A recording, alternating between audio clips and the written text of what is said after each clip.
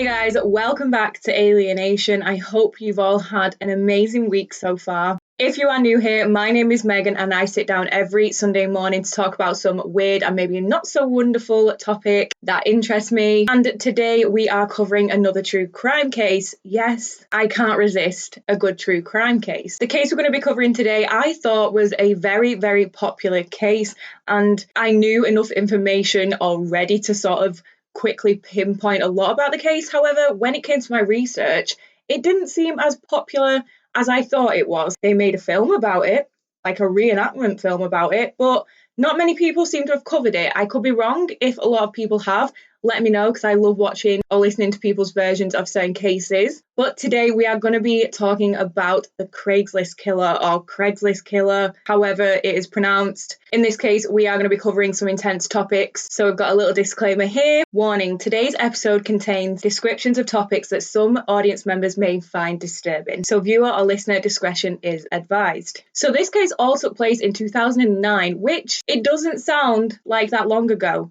But when you think about it, that's a long time ago now. But we are going to go back further in time and start from the beginning. It's going to be a long one. I've tried to kind of keep it as short as possible, but also include as much detail as I can. So I am ready. I've got myself a mocha. I've got a juice ready.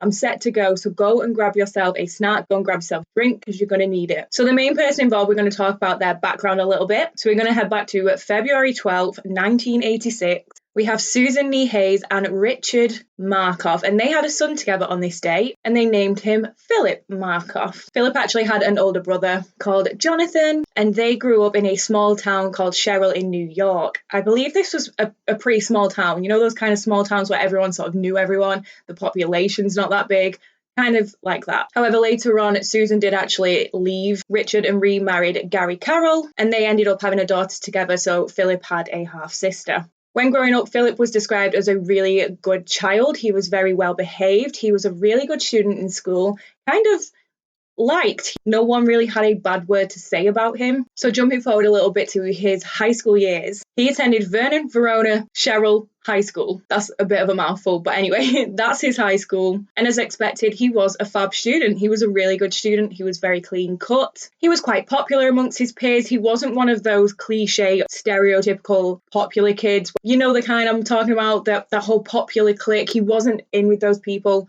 but he was popular amongst his peers. And he was very involved in a lot of the student activity that was going on in school. He was involved in youth corps and the history club, and he kind of just dipped his toes in everything. I know the American educational system is a little bit different to here in the UK, but high school years, I'm saying maybe 13 to 15-ish. Correct me if I'm wrong. But while he was at high school, he stood out by a mile. He was a very, very tall guy. So he's still a kid, he's still growing. And in high school, he was already 6'3", which is very, very tall for someone who's still growing. Like I said, he was tall, he had really broad shoulders, he was quite a big guy, and you would expect him to be a football player. So again, American football, that whole cliche popular football kid. But no, instead, Philip was on the bowling team and he really enjoyed things like golf. He didn't play football. So Philip was very, very serious about his education. He was so dedicated to his studies and he was really, really invested in preparing for his future. He was an honor student and he was a member of the National Honor Society. So his future looked bright. He had incredible grades. He was determined.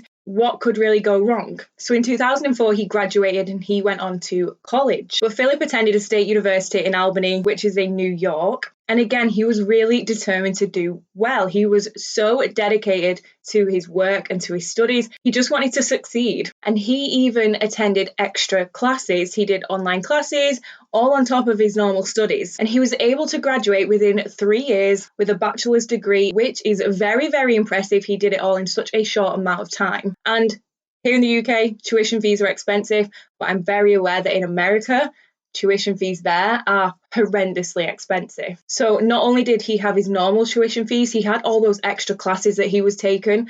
All of them cost money, so all those fees must have just added up. He did very well. He was studying loads, he was putting his heart into everything, he just wanted to learn, and he even volunteered in the emergency room at the local hospital. So he seemed like a really nice, smart guy. However, socially he was a little bit more reserved with his friends. He may have looked like this whole stereotypical boy next door, but he was a little bit awkward. He was a little bit nervous around people, especially when it came to women. He wasn't a ladies' man. He wasn't that great with the women, but he had his studies. So what did it matter? So in his spare time, in his social life, how this guy had in his spare time when he was doing that many classes is beyond me. But for fun, he liked to play all night poker games with his friends, gambling away some more money. And those friends did state that he was a very, very good player. However, he was a serious poker player, and sometimes he would take that a little bit too far and become a bit too serious. And they noted that he was a very, very sore loser. I suppose when you are gambling money, you're going to be a sore loser. But yeah, apparently he didn't take well to losing at all. So while he was at college and university, he was in a co-ed pre-med fraternity, and this was called Phi Delta Epsilon. Phi Delta Epsilon. I have no idea how to pronounce that, but a co-ed frat basically just means you've got male and females all living together. So one of Philip's friends, she was called Tiffany Montgomery. She was also his lab partner as well in classes. And she said, quote, "You never knew with Phil what you were going to get. He wouldn't look at you when he talked to you, and he often seemed tired and depressed," which kind of understandable. I mean, he's taken a load of classes. So the two would party together, and Philip would be drinking quite a lot, and he kept flirting with a huge bunch of women, and none of them were into him. So picture how awkward that is. He would flirt, and these girls and women would just go out of their way to show that they weren't interested, and he just wasn't picking these signals up at all. So again, Tiffany stated, quote, "They weren't flirting back, but he would just keep it up. He had no real idea of himself. He couldn't read body language." Unquote. However, in 2005, his luck paid off. He ended up meeting Megan McAllister, who was originally from New Jersey. Megan was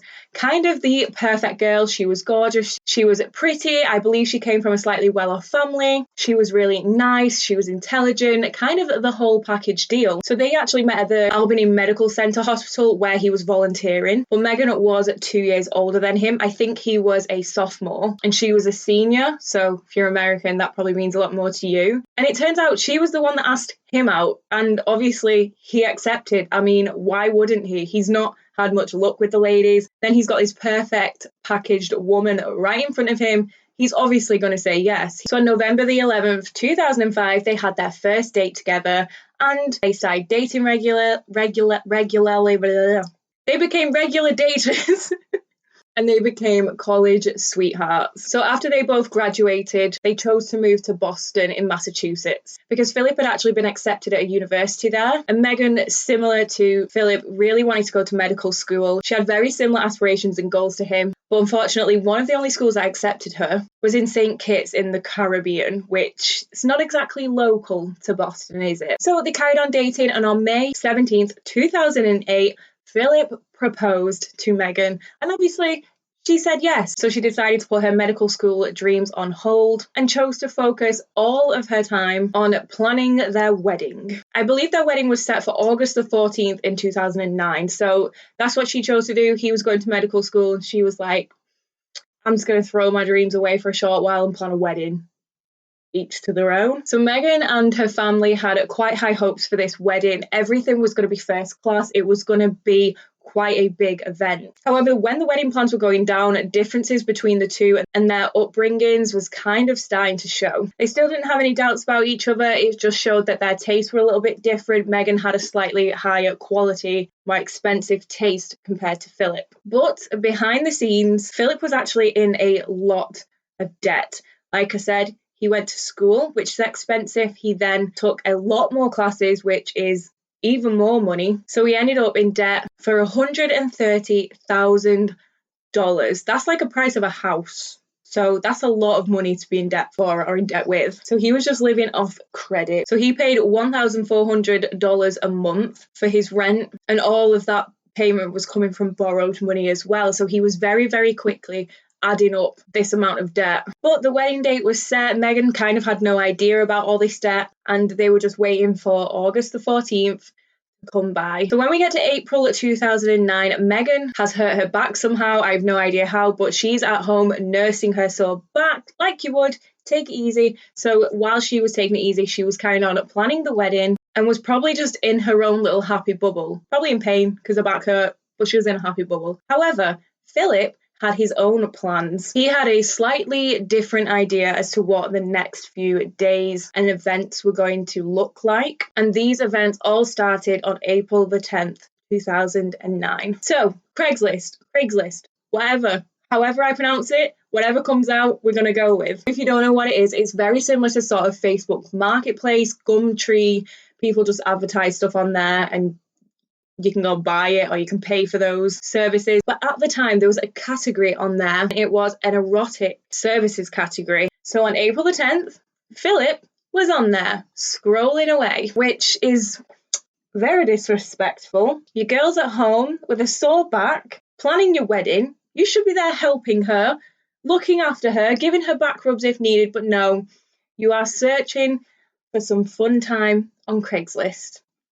I'm judging you 100%. This takes us to Trisha. Trisha Leffler was a traveling escort at the time. And at this time, Trisha was 29 years old. And she was quite smart about this. She would choose places where money was. So she wouldn't go to the sort of poorer areas of certain states and certain towns. She would choose the sort of high-end areas because she knew the clients there were going to have more money, and she headed down to Boston. Trisha checked into the Westin Copley Place Hotel, but this was in the higher end part of Boston. It was very nice. It was expensive. There was a lot of very high-end boutiques there. But yeah, she checked into this hotel and straight away she posted her ad on Craigslist. It was something along the lines of "Sweet blonde, come and spend some time with me." And guess who responded? Our loyal boy, Philip. So he appeared in her DMs or whatever it was back then and was like, "Pick me, I want to come meet you." So they basically agreed a time. She let him know it was going to be $200 for the hour. So for her own security, she chose to meet him by the elevator and not actually in her room, just so she could get a vibe from him. You know, sometimes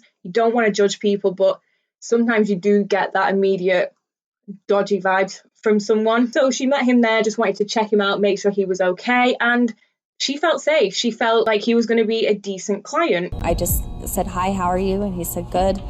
I said, "All right, come on," and motioned him to follow me into the room. So she led him back to her room and she let him in. He obviously walked in and she turned to close the door and lock it behind them both. However, when she turned around, she was face to face with the barrel of a gun. Philip had pulled a gun on her right away. Shut the door. I turned around and I locked it. That's when he pulled out the gun. He straight away told her to get on the floor, and obviously if you've got a gun pointing at your face, you're going to do as you're told. So Trisha got on the floor and he then put the gun away. He put it in his pocket, and that was then when she noticed he chose to put on some black leather gloves. He then zip tied her up. From what I'm aware, he zip tied her legs, her arms, and he robbed her. He was searching around the room. He found her purse or her wallet, whatever you want to call it, and he took her credit cards and $800 worth of cash. So Trisha noted that he seemed very, very calm during all of this, almost as if it was second nature to him and he'd done it before. I think he robbed her camera as well. He took that, but Trisha didn't notice until a couple of days after. But he was basically just trying to get what he could. So during this attack, apparently it only lasted about 15 minutes. 15 minutes can seem like a lifetime when you're tied up. But during this sort of event, he took a knife out and he went and cut all the phone lines so Trisha couldn't phone anyone. He then asked her where her phone was because he wanted to remove his own number from it, sort of remove trace of him. However, if you're smart, you know full well these sort of things, regardless if they've been deleted or not, they don't disappear. He also then took the battery out of the phone and sort of just threw it somewhere in a room, again, probably giving himself more time to escape so she can't call anyone. I think he tied her to the bathroom door and he then went and got tape. I think he put like 3 pieces of tape across her mouth, but taped her up, again, giving himself more time to get away. However, the next thing he did was a little bit strange. So he clearly was robbing her, and luckily so far he hadn't physically hurt her. But he then grabbed some of Trisha's underwear from the floor and put it in his pocket, like a little souvenir. Like, thanks. And this was when she realised he wasn't actually wearing his gloves. So he put them on, but then to remove his number from the phone, he took them off and he still had them off, which means he's going around this hotel room, touching everything, leaving his fingerprints everywhere, and just being a bit dumb. So finally, Philip did leave, and luckily Trisha was able to escape. She was able to get out of the zip ties, which she said it did hurt, but she got out of them very, very quickly. She was very cautious to see if he was still hiding somewhere, but eventually she was able to get out and get some help. Security were called, and so were the police. So This all happened in a very, very nice hotel, a very high-end, posh area. So what is going to be in these hotels? Surveillance, CCTV, cameras, the works. Security is going to be good. There's a lot of money involved. So thanks to that, they were able to get the first shots of this criminal. But he didn't conceal his identity in the slightest. He was caught on a lot of security cameras. So for a very, very smart person, he's very, very dumb. But thankfully, Trisha was okay, and the next day she was taken down to the police station. I think she, along with other people, were a little bit shocked at how seriously they did take her case, because sex workers, especially at the time, weren't respected, which sucks massively. And a lot of the time, these sort of cases are just brushed under the rug. Women are sort of seen as asking for it, I say in air quotations, because that's the sort of job they choose to do, which is disgusting. But luckily, they took her case very, very seriously, which they should. It's their job. And they already had her looking at photos, trying to identify this guy. They were going through phone numbers in her phone, monitoring certain things like that. They called up her bank to see if he'd used any of the cards that he'd stolen, and they'd called her phone company to see if they could get the records to trace his number. So Trisha did stay in Boston because the police had her phone. She obviously wanted that phone back eventually, so she sort of hung around a little while. And some of these dates get a little bit unclear, but it all sort of happened in the space of 7 days, I believe, and this was all very, very close together. Around April the 13th, a call from the police saying that they were going to return her phone to her the next day at about 10:30 in the morning. However, the next morning came, and before then at 9 a.m, she received another phone call. The police basically said, "We want to talk to you about some things," which, she's been involved in a robbery. That makes sense. But they did say it was very, very important. So she gave them her address of where she was staying. I think she was still staying in hotels. And within 5 minutes, they were there. So the police showed Trisha some very, very clear, really good CCTV or surveillance photos of this suspect, of who they thought it was. And straight away she was like, yeah, that's him. That's a really good photo of him. Like, is that from the night that it happened? Because that's what he was wearing. And the police basically said, no, it was not your hotel. It was not from the event that took place with you. And it turned out another girl had been attacked. But unfortunately, this girl was murdered. And this scene kind of had the same MO as her robbery. So they were thinking that these two cases could be linked. And instantly, Trisha thought that could have been me. So between April the 13th and April the 14th, this was when, unfortunately, the next victim was attacked. So that victim's name was Jalissa Brisman. She was a 25-year-old girl, and she was an aspiring model, another gorgeous girl, and she had also posted an ad on Craigslist. So very similar to the previous victim, her ad was on the erotic services section on there, but she was listed as a masseuse of some sort. And funnily enough, Philip shows up again. He uses a disposable phone and answers her ad, says that he's interested in meeting up with her. However, he chose to go by the name Andy this time. And like a lot of sex workers do, or a lot of women, girls, or anyone who's in this industry, Jalissa also chose to go by a different name, and she was going by the name Morgan. And Jalissa actually worked in a tanning salon, and I don't know if it was the owner of the salon or if it was one of her friends, but someone called Beth Salamonsis.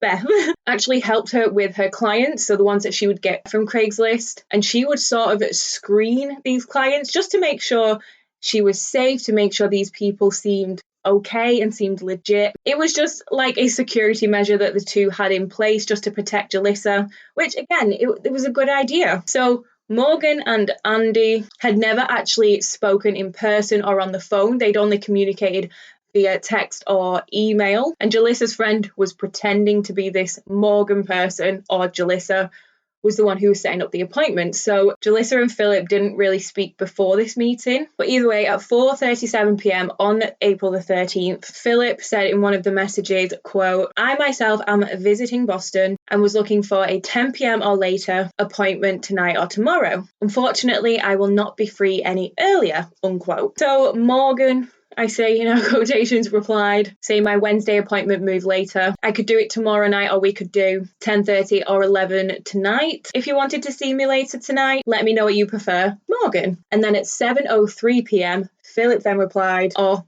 Andy, as he was posing to be, replied, quote, "Hey Morgan, at 10 p.m. tomorrow is best for me. Thank you, Andy," unquote. So they made a plan, they were going to meet, and then the night came. So this is now April the 14th, I believe. So Philip, using his disposable phone, still pretending to be this Andy guy, messaged Morgan or Jalissa to say he'd actually arrived early. So he arrived at 9:41 p.m, but his appointment wasn't until 10 p.m. So Jalissa's friend, who was pretending to be Jalissa pretending to be Morgan, this is getting very confusing, basically texted him and was like, yeah, don't come up, you've got to wait till your appointment, so when it's 10 p.m. you can come up. So just like the other time, Philip went up to meet her and Jalissa let him in, and almost instantly he did exactly the same. He pulled a gun on her and attempted another robbery. So like I mentioned, Jalissa was an aspiring model. She was only small. She was 101 pounds and only 5'5". So she wasn't a big, strong girl. However, Jalissa did try to put up a fight. So when Philip tried to zip tie her and tie her up and everything, she did try and put up a fight. But she was no match for Philip because, like I said, Philip was a big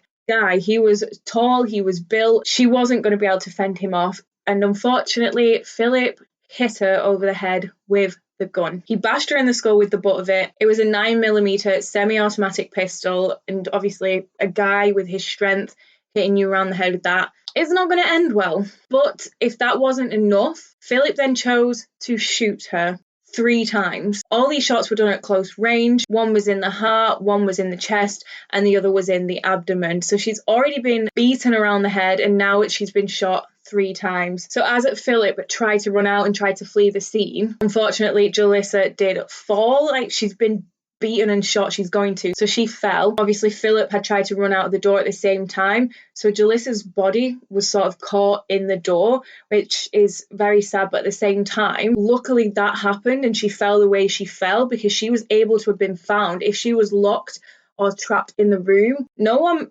probably would have been able to find until maybe the next day or the next time the cleaning team would have gone in. So luckily she was slightly visible. So there was a lady in another room who had obviously heard shouting, she'd heard screams, and at this point she'd then heard gunshots. They're not quiet. I'm pretty sure he didn't have a silencer on the weapon, so gunshots are going to be heard. So this witness in one of the other rooms decided to go out into the corridor and have a look, and she found Jalissa. She was fully clothed, like I said, lay in the door. She had a piece of plastic tied around her wrist, so we believe this was one of the zip ties, which was very similar to the scene of Leffler's robbing. So luckily security was called. He tried to move Jalissa's hair out of the way and noticed that there was a lot of blood, noticed that she'd been shot. So he yelled at the witness to get in her room for her own safety. The police were called and she was rushed off to hospital. Ironically, she was treated at the Boston Medical Center, which is where Philip was volunteering. The irony of that. And sadly, within minutes of her arrival, she was pronounced dead. It's just heartbreaking. She didn't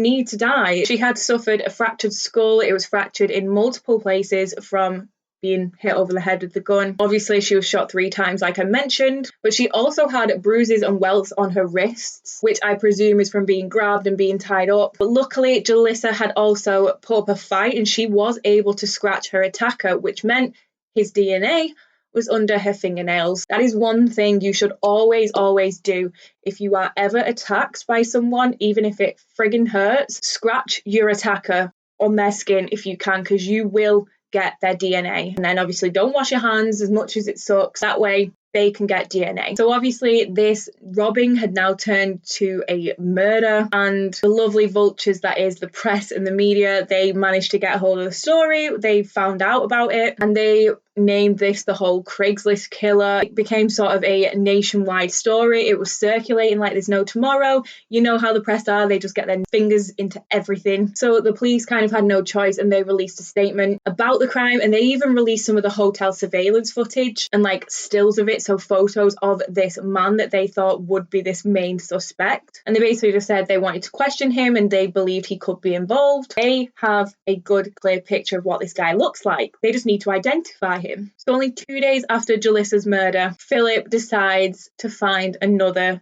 victim. There is no pleasing this guy. This was all within the space of a few days. This victim was named, but I am aware that this victim doesn't want to be named. She doesn't want her name thrown out there. So I'm going to respect that and I'm not going to name her. So I'm just going to call her victim number 3. But this victim also advertised on Craigslist as an exotic dancer. She danced at a place called the Cadillac Lounge.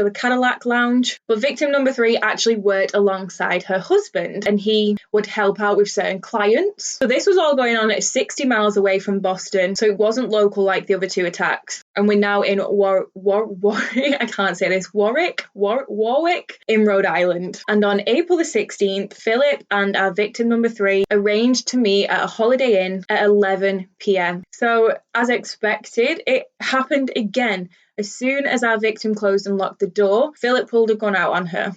But this time, it was a little bit different. Philip was extremely nervous. He was very shaky. So the other 2 victims dealt with a very calm and collected Philip. Yet this 3rd victim stated that he was very shaky. He was really nervous and panicky. And thankfully, Philip said to her, "I don't want to kill you. You're not going to get hurt. All I want is money. I'm broke. Where's the money?" He just said he wanted her cards and her money, and that was it. So he ties her up, zip ties her just like he did the other girls, and began rummaging around her room trying to find some money. But like I said, this victim worked with her husband, thankfully. And their sort of setup was the husband would wait downstairs in the lobby and he would wait for his wife to text him or to call him to basically say everything's going okay, just as a security measure to make sure he knew she was okay, and obviously if she wanted out, she'd just text him and be like, "Actually, come get me." But because Philip had already attacked her and tied her up, he didn't receive this text, so he began to worry and he got suspicious. So thankfully, he began heading up to the hotel room. And while he was on his way up, he was calling his missus to find out, like, what's going on? You've not contacted me.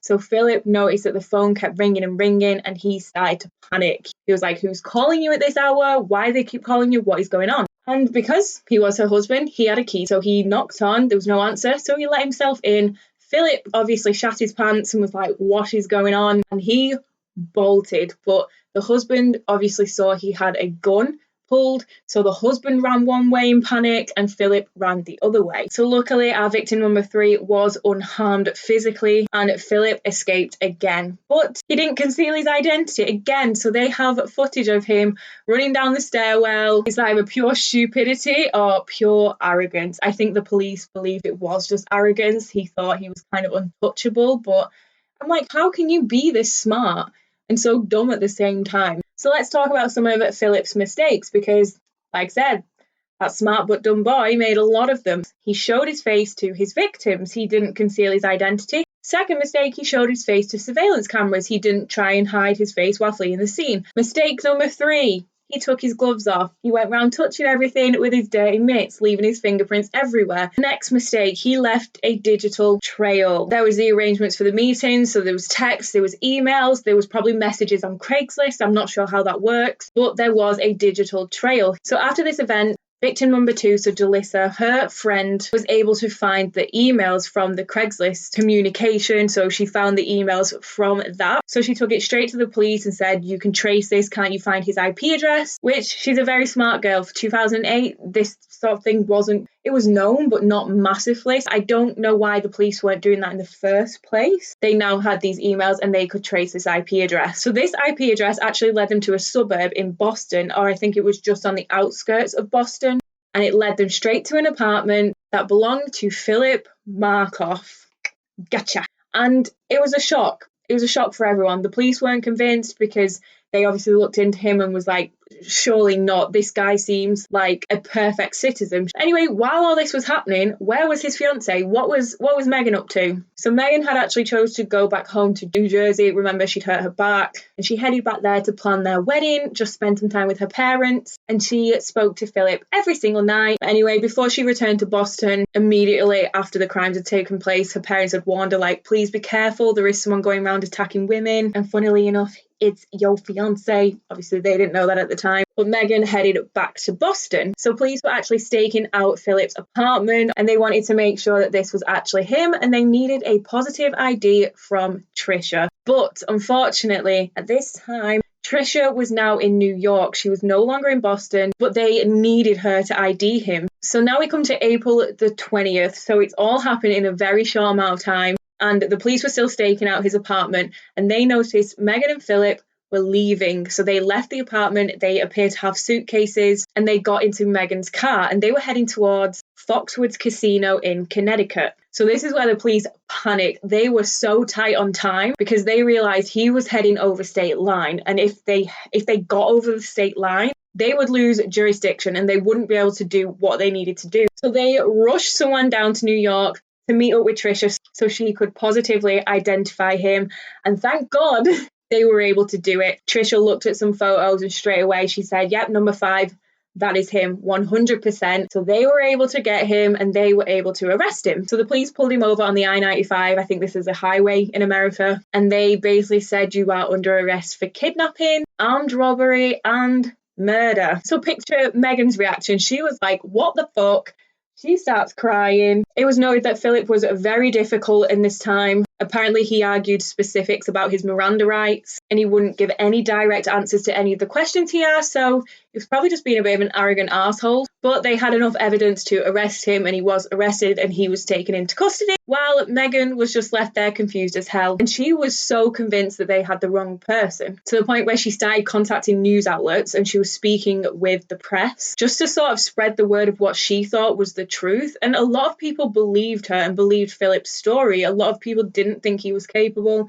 They thought he was too nice, too sweet. And Megan, unfortunately, believed in Philip right until the police began showing the evidence that was piling up against him. And a lot of this evidence was found in their apartment. So much evidence and so much stuff that could be used against him came to light and was found. So I'm just going to quickly run through some of those. The most important part of evidence that they found was the murder weapon. They found a gun in their apartment, and strangely enough, they found it in a hollowed out Grey's Anatomy textbook. Ballistics proved it was a match. It was the murder weapon. It was used to kill our second victim. And then after they did more digging, they proved that he was the one that bought it. But he actually bought it using someone else's driver's license or like a fake driver's license. This had the name of Andrew Miller on it. But when he was arrested, they found that ID on him. So evidence was just piling and piling up. They also found Philip's prints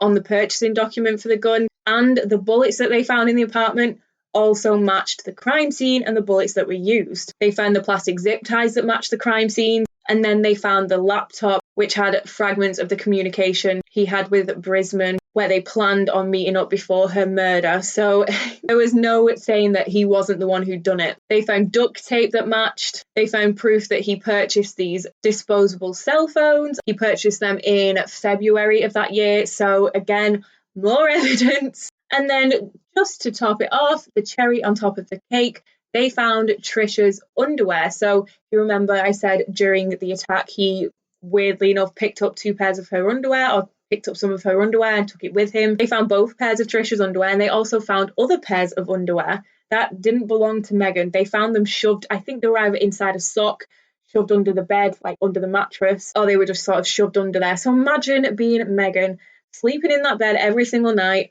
while your creepy ass fiance is going around attacking women and stealing their underwear and then hiding them under your bed where you are sleeping. So he clearly had taken trophies. So this is where the police started to think that these weren't just simple robberies that had gone wrong and that there was kind of more to the story. And at this point, people like to talk, don't they? They like to get their 2 cents in. And one of his old school friends came forward. Her name was Morgan Houston. And she stated that at one point, when they were coming back from a night out and they were walking up her like building complex or something, Philip actually attacked her. She was cornered by him and he pushed her up against the wall. And she was saying, no, Phil, we're just friends. And he kept trying to kiss her and he was grabbing hold of her. And because he was so big, she just couldn't push him away. But thank God, another friend of hers was able to step in. So someone obviously came and saw what was going on and step in and get him off her. But she at the time just chalked it up to the fact he'd been drinking and it was the alcohol talking. But now obviously she says it makes a lot of sense. Then a lot more investigators were sort of digging into Philip's whole story and his background, what he's been up to. And a report came out that he'd actually exchanged emails with a trans person. And it turns out he was actually interested in homosexual sadomasochism. And he was the one that was interested in being the submissive partner, so the sub in these sort of relationships. That baffles me a little bit because he clearly had power issues. He liked attacking women.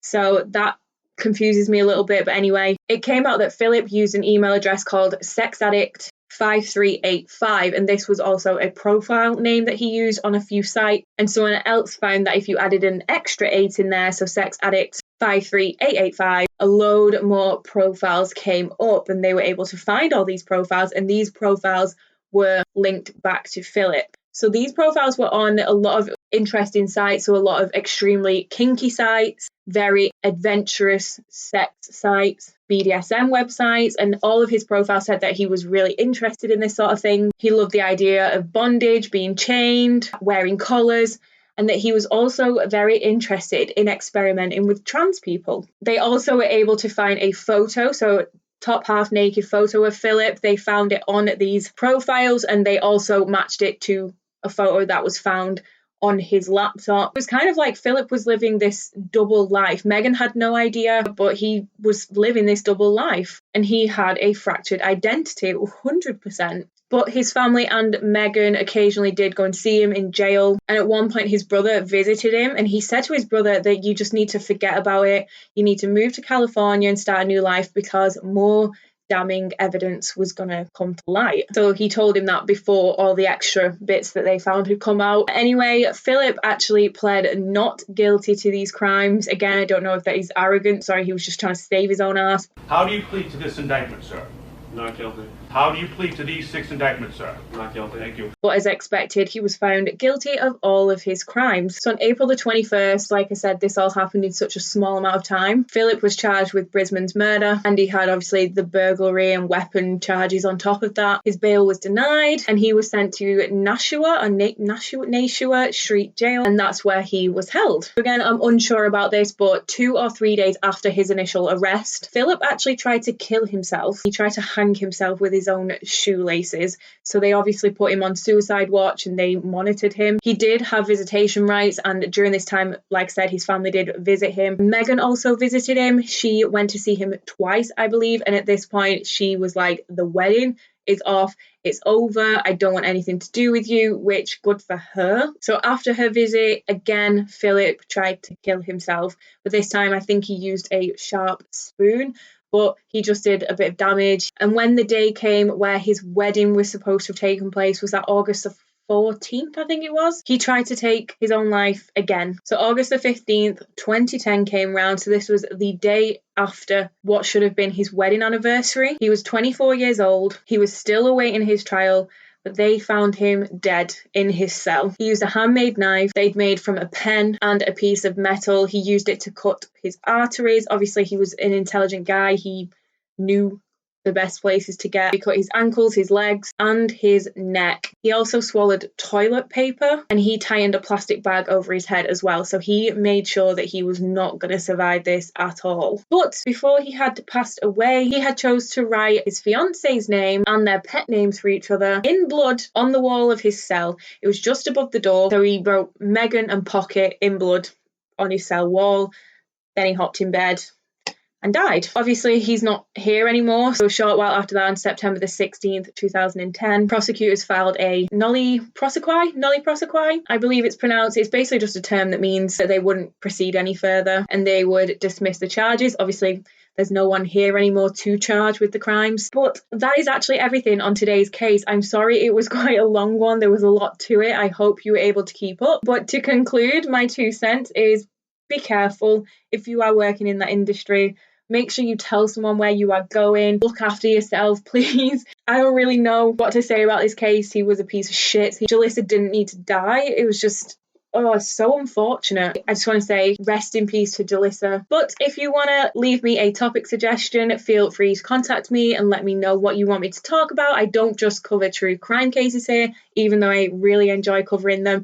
I talk about anything that's weird and not so wonderful, so feel free to let me know if you want me to look into something. But if you are watching on YouTube, thank you so much for watching. Please give it a massive thumbs up, leave me a comment down below and subscribe if you are not. However, if you are listening on any form of podcast streaming service, thank you as well to you guys. If you could rate, review, share whatever you can to spread the word, I would really appreciate it. But I will catch you in my next one. Bye!